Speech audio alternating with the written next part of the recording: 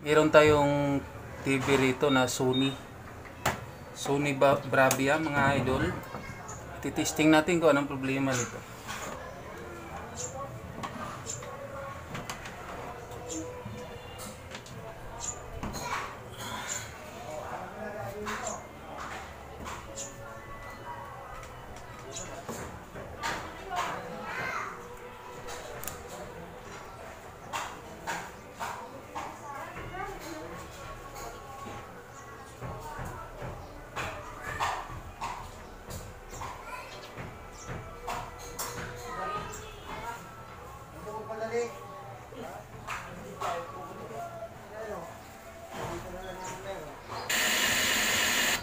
Nagpapatay sindi mga idol.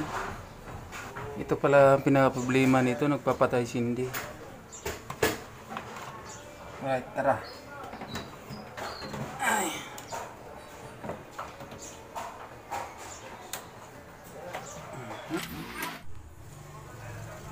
Yan mga malupait, mga kamalupait. Ayan. Bali yung sensor po pala, sensor nito. Ito drive to backlight. Sa pin number 31, magkakabit tayo ng 10K na resistor. Papunta rito sa kapasitor na yan na maliit. Kakonek niyan. Yan. Maglagay tayo ng resistor na 10K papuntang ground. Para po sa purpose yun, para po sa sensor po niya. Para hindi po siya makadetect ng kung ano-anong konting problema. Tara!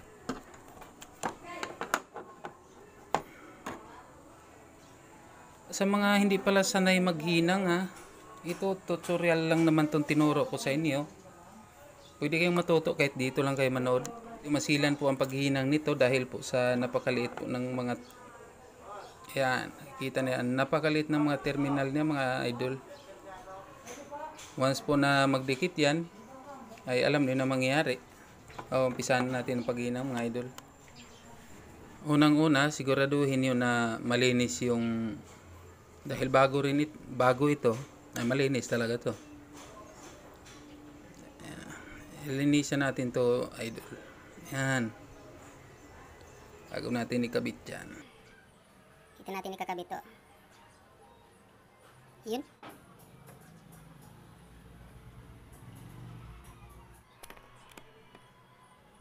So ayan mga idol, na-tap na natin yung 10K na resistor, no?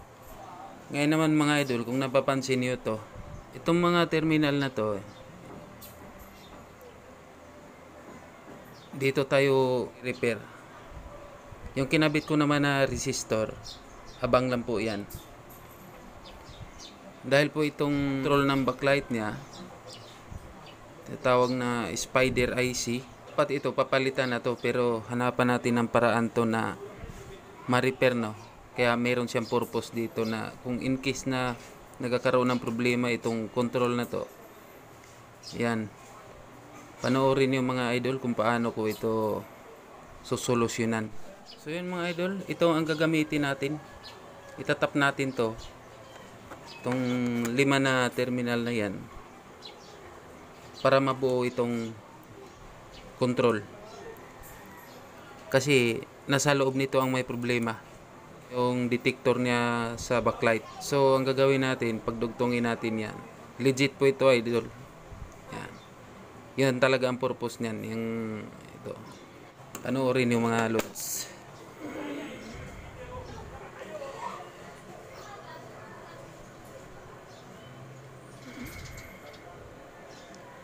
Ayan. Kailangan ng kunting ingat dito sa paghihinang mga idol. Hindi lang tayo basta-bastang sabihin natin na marunong tayo maghinang. Hindi ho ganun kadali yun.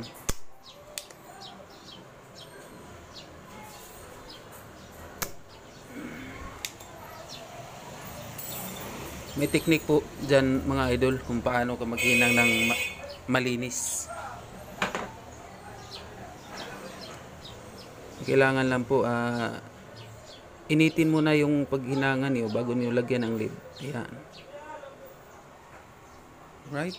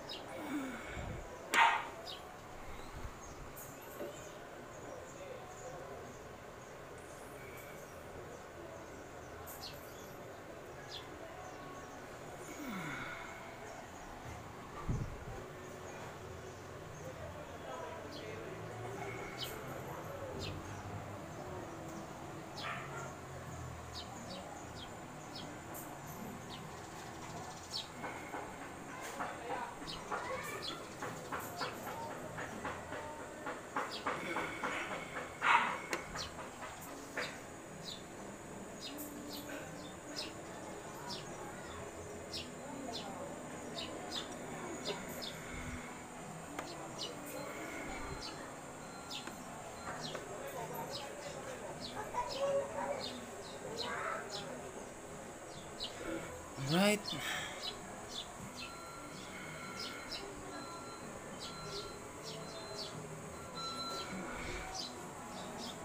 Yun.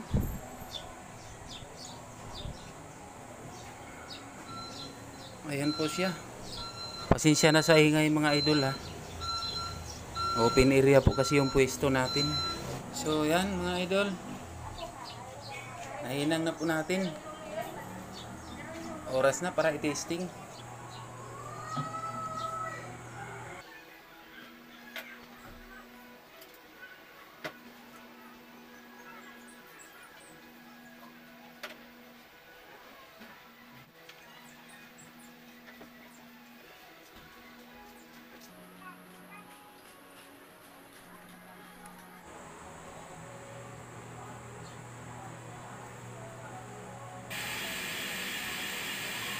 Yan mga idol.